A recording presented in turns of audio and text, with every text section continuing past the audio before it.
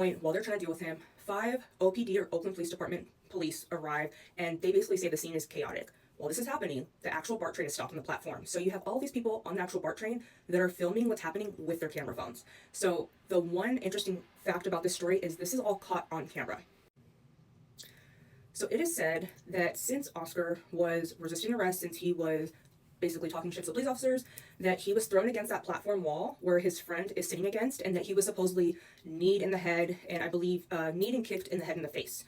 When this went to court, supposedly the police officer said that that did not happen, but after, when his autopsy results came back, he did have a hematoma and he did have some internal injuries that did support that these injuries were done to him by the police officers.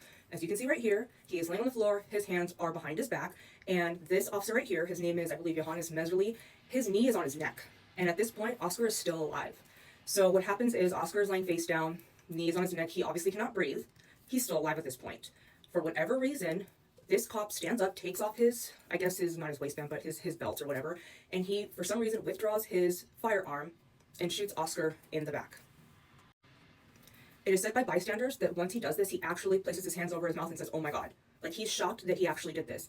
And I would say even more so shocked because he has all of these witnesses around him that have recorded this, they're looking at him, and Oscar, who is still alive at this point, says, "You shot me, I have a daughter." Oscar is then taken to Highland Hospital, which is not too far away, and unfortunately he passes away 7 hours later. Now, it's also said in reports that even though he was shot, they still handcuffed him afterwards. He was still handcuffed afterwards, he was still thrown on a gurney, and then was still taken to the hospital. So when all of these protests were done, and I'll show you a photo in a moment, you see that people are laying on the ground with their hands tied behind their backs. And this was so unnecessary. It was stated, again, like I mentioned previously, that the police supposedly said that Oscar was resisting arrest and that he was cussing out police officers, and it has been said that even BART staff said, and the actual bystanders on the train said that Oscar was not resisting arrest. If anything, Oscar had actually stated that he asked the police officers not to tase him because he thought that he was going to be tased. He didn't think he was going to be shot.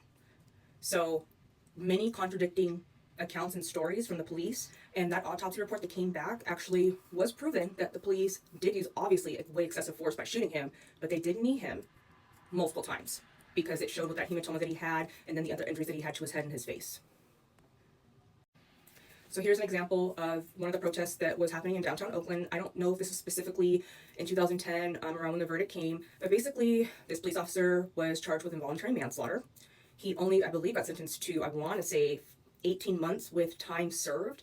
And of course, the city of Oakland went crazy. This one right here I feel is extremely powerful. A lot of protests happen like this. And again, I was a senior in high school, and I remember we had protests. We did walkouts. And this